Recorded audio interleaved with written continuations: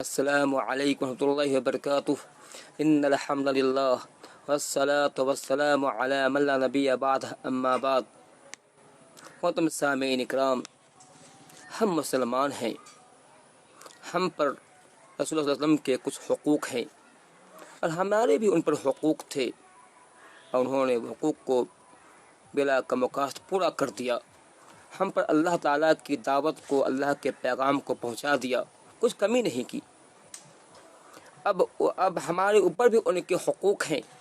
جسے ہمیں ادا کرنا ہے۔ ان کا ایک حق ہم پر یہ ہے کہ ہم ان کی تعظیم و تکریم کریں، ان کی عزت و احترام کریں، ان کا نام ادب سے لیں، پیار سے لیں، ان کی شان میں گستاخی نہ کریں۔ ان کا یہ ایک حق ہم پر ہے، جیسا کہ اللہ تعالیٰ نے قرآن کریم میں فرمایا، یا ایھا الذین آمنوا لا ترفعوا اصواتکم فوق صوت النبی، کہ اے ایمان والو اپنی آواز کو نبی کی آواز سے بلند مت کرو۔ ولا تجهروا له بالقول كجهر بعض، جس طرح تم آپس میں دوسرے سے بات کرتے ہو، نبی کے سامنے اونچی آواز میں بات مت کرو۔ ایسا کرتے ہو تو تمہارے اعمال ضائع ہو جائیں، برباد ہو جائیں گے۔ اللہ تعالیٰ نے ہمیں اس آیت کے اندر بتایا کہ اگر ہمیں نبی سے محبت، نبی سے پیار ہے تو اپنی آواز کو، اپنی صوت کو، اپنی وائس کو نبی کی آواز سے بلند نہ کریں، نبی کا احترام کریں، نبی کے سامنے نیچی آواز میں بات کریں۔ نبی کے سامنے ہم ایک دوسرے سے بات کر رہے ہوں، وہاں بھی ہماری آواز پست ہونی چاہیے۔ اس آیت کا شان نزول یہ ہے کہ ایک قافلہ آپ کے پاس آیا تھا، وہ قافلے کے اندر، وہ قافلہ بنی تیم کا قافلہ تھا۔ آپ صلی اللہ علیہ وسلم کو آپ کے صحابی ابو صدیق کہتے ہیں کہ آپ ان پر ایک امیر بنا دیجئے۔ ابو صدیق نے کہا تھا کہ آپ قعقاع بن معبد کو امیر بنا دیجئے۔ اس پر عمر فاروق نے کہا تھا کہ نہیں، آپ اقرع بن حابس کو امیر بنا دیجئے۔ اس پر ابوبکر نے کہا تھا تمہیں تو ہر بات میں مخالفت ہی کرنی ہے۔ تو ابوبکر نے کہا تھا مجھے آپ کی مخالفت نہیں کرنی ہے۔ اس طرح دونوں میں تکرار ہو گیا تھا،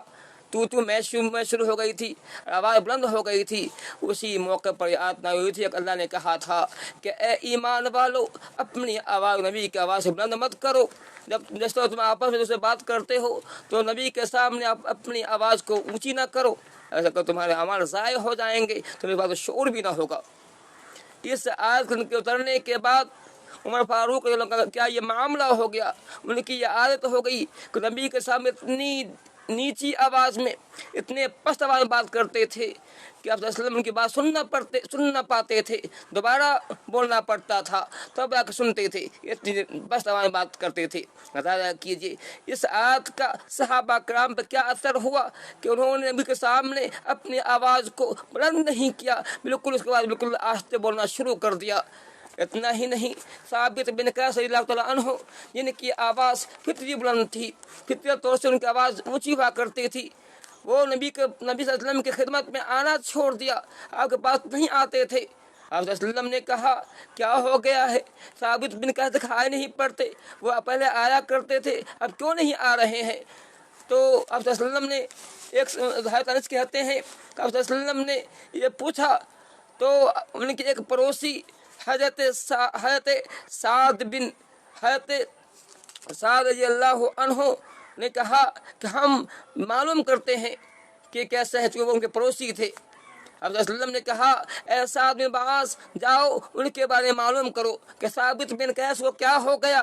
بیمار تو نہیں پڑ گئے، وہ میری مجلس میں آیا کرتے تھے، اب کیوں نہیں آتے ہیں، کیوں نہیں بیٹھتے ہیں؟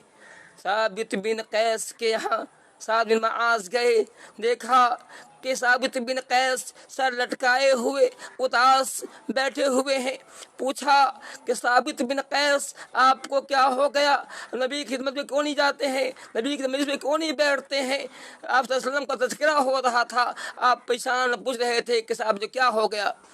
ثابت بن قیس نے کہا کہ اے سعد بن معاذ میں کیا کہوں، اللہ تعالیٰ قرآن میں کہتا ہے کہ اپنی آواز کو نبی کی آواز بلند مت کرو، میری آواز تو پتری بلند ہے، میں آہستہ بولتا ہی نہیں، جب میں بولتا ہوں میں زور سے بولا کرتا ہوں، مجھے ڈر ہے کہ میں نبی کے پاس گیا اور میں نے نبی کی آواز سے نبی سے بات کی، میری آواز نبی کی آواز بلند ہو گئی تو اللہ تعالیٰ میرے اعمال کو ضائع کر دے گا، برباد کر دے گا، ہمیں اس بات شعور نہ ہوگا، ہم نہیں چاہتے ہیں کہ ہمارا اعمال ضائع ہو جائے، اس لیے میں نبی کے پاس نہیں جاتا ہوں۔ سعد بن معاذ کے پاس آتے ہیں اور کہتے ہیں خدا وسلم ایسی ایسی بات ہے، سعد ایسا ایسا کہہ رہے ہیں، اب تو فرماتے ہیں جاؤ ان کو خبر کر دو کہ سعد بن معاذ جو ہے جہنم والے نہیں، وہ جنت والے میں جنت والوں میں سے ہیں، جاؤ ان سے کہہ دو